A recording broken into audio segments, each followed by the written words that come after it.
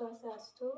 Perkenalkan, nama saya Putunila Anggarani dengan NIM 1117041601 dari kelas 4D. Baik, pada kesempatan kali ini saya akan menjelaskan materi etika bisnis profesi. Baik, pada bab pertama itu pendahuluan etika bisnis. Definisi etika bisnis merupakan etika yang dapat membentuk nilai, norma, dan perilaku karyawan dan pemimpin dalam membangun hubungan yang adil dan sehat dengan pelanggan atau mitra kerja, pemegang saham, dan masyarakat. Setiap orang dalam bisnis harus berusaha dengan pilihan etis, contohnya bertindak jujur, bersikap baik, dan menghormati informasi pelanggan. Yang kedua yaitu perkembangan etika bisnis. Zaman prasejarah yaitu filsafat Plato, Aristoteles, dan filsuf Yunani lain menyelidiki bagaimana sebaiknya mengatur kehidupan manusia bersama. Yang kedua yaitu masa peralihan. Pada 1960-an terjadi perkembangan baru yang dilihat sebagai persiapan langsung bagi timbulnya etika bisnis dalam dekade berikutnya. Yang ketiga yaitu etika bisnis lahir di Amerika Serikat pada 1970-an. Etika bisnis meluas ke Eropa tahun 1980-an di Eropa Barat. Kemudian etika bisnis menjadi fenomena secara global pada 1990-an.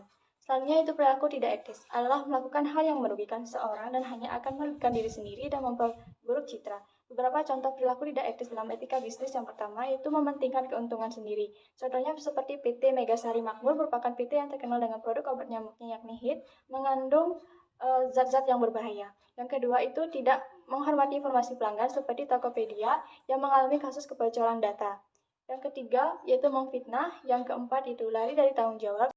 Selanjutnya bab kedua yaitu teori dalam etika bisnis. Yang pertama, teori utilitarisme. Menurut teori ini, suatu perbuatan adalah baik jika membawa manfaat menyangkut masyarakat.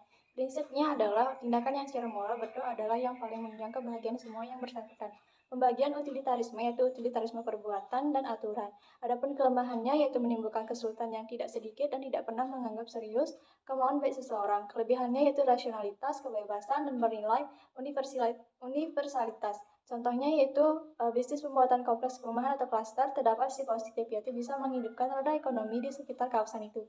Sedangkan sisi negatifnya yaitu semakin buruknya daerah resapan air, serta daerah kawasan hijau yang ditebang untuk pembuatan kompleks perumahan. Jadi pada kasus ini dianggap benar karena kegiatan bisnis ini memberikan manfaat yang banyak bagi masyarakat. Hanya saja untuk mencapai keinginan keuntungan yang besar harus dilakukan proses pembangunan yang benar agar tidak merugikan masyarakat. Yang kedua yaitu teori deontologi adalah suatu tindakan dinilai baik buruk berdasarkan apakah tindakan itu sesuai atau tidak dengan kewajiban. Prinsip teori deontologi yaitu upaya suatu tindakan punya nilai moral dan nilai moral dari tindakan itu tergantung pada kemauan baik. Kelompoknya yaitu deontologi aturan dan tindakan. Kelebihannya yaitu fokus pada nilai-nilai kemanusiaan, dasar yang kokoh, tolak ukur untuk menilai perbuatan seseorang. Kelemahan dari deontologi yaitu tidak ada peluang untuk dilema moral. Norma yang dilakukan tanpa pengecualian dengan mengindahkan akibat tindakan yang sulit diterima. Contoh kasus dari deontologi yaitu korupsi bantuan sosial COVID-19, tindakan pemungutan fee dalam pengadaan bansos. Yang ketiga yaitu teori hak adalah pendekatan yang banyak dipakai untuk mengevaluasi apakah tindakan dan kebijakan bisnisnya telah tergolong baik atau buruk dengan menggunakan kaidah hak seseorang. Kelebihan teori hak memberikan pemahaman yang lebih jelas tentang HAM dan pentingnya hak tersebut. Kekurangannya yaitu teori hak bisa bersifat subjektif dan memiliki potensi untuk menimbulkan konflik dalam masyarakat. Contohnya adalah mogoknya hampir seluruh pekerja PT Freeport Indonesia disebabkan perbedaan indeks standar gaji yang diterapkan.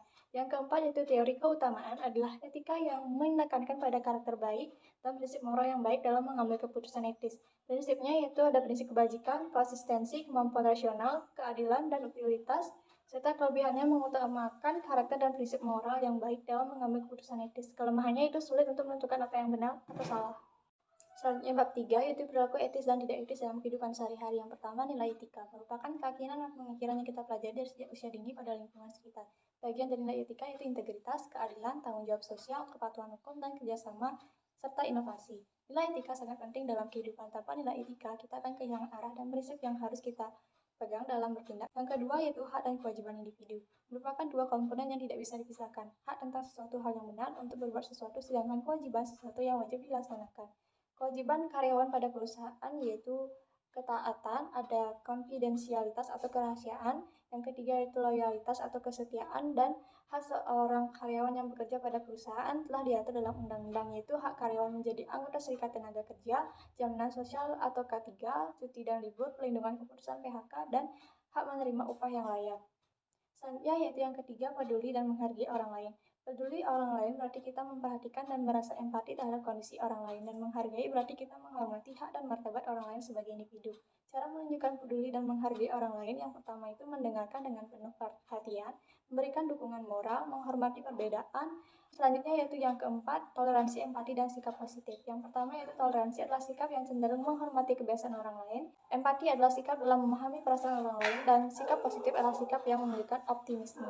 Selanjutnya yaitu contoh kasus toleransi, yaitu isu LGBT di Indonesia yang masih menjadi perdebatan panas.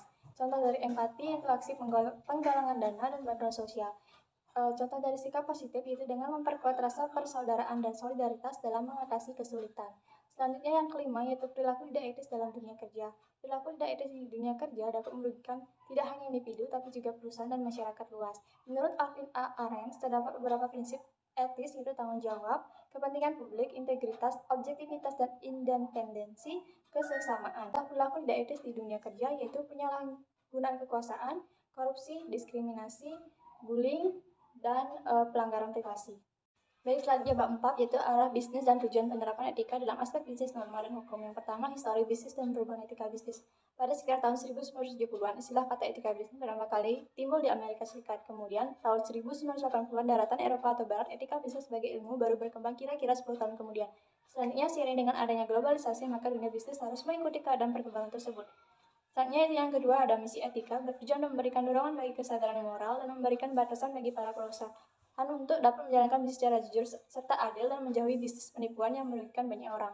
Misi etika ini sangat penting yaitu karena dapat membentuk karakter seorang, menjalankan bisnis secara adil sesuai dengan hukum yang berlaku. Adapun manfaatnya itu untuk memperbaiki citra perusahaan, terciptanya perilaku yang menjunjung nilai moral. Selanjutnya yang ketiga yaitu ada teori normatif, meta, deskriptif, dan deskriptif etis. Yang pertama itu teori normatif adalah suatu ajaran untuk membedakan antara salah dan benar. Contohnya itu menolak adanya kebiasaan korupsi di dalam suatu bisnis dan dilarang menyinggung perasaan orang lain dalam perusahaan.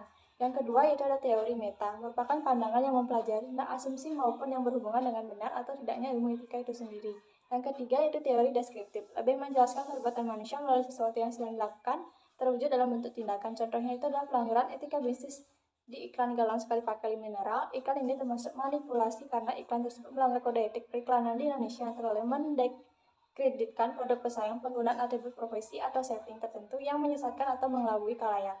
Bab 5, etika dalam bisnis internasional. Bisnis internasional merupakan bisnis yang kegiatannya melewati batas negara. Pentingnya etika dalam bisnis internasional menghindari konflik dengan karyawan akibat perbedaan budaya, mengurangi kecurangan, menghindari eksploitasi berlebihan, dan melindungi norma yang disepakati oleh kedua belah pihak. Norma-norma moral yang umum pada taraf internasional. Yang pertama, menyesuaikan diri. Bisnis harus menyesuaikan diri dengan norma yang berlaku di tempat itu. Yang kedua, rigorisme moral, mempertahankan kemurnian etika yang sama seperti di negerinya sendiri. Menyesuaikan diri dengan norma etis di tempat lain, namun masih mempertahankan norma aslinya yang dirasa baik. Yang ketiga itu imoralisme naif, hanya memenuhi ketentuan hukum yang berlaku secara internasional, tidak terlalu memperhatikan norma negara lain.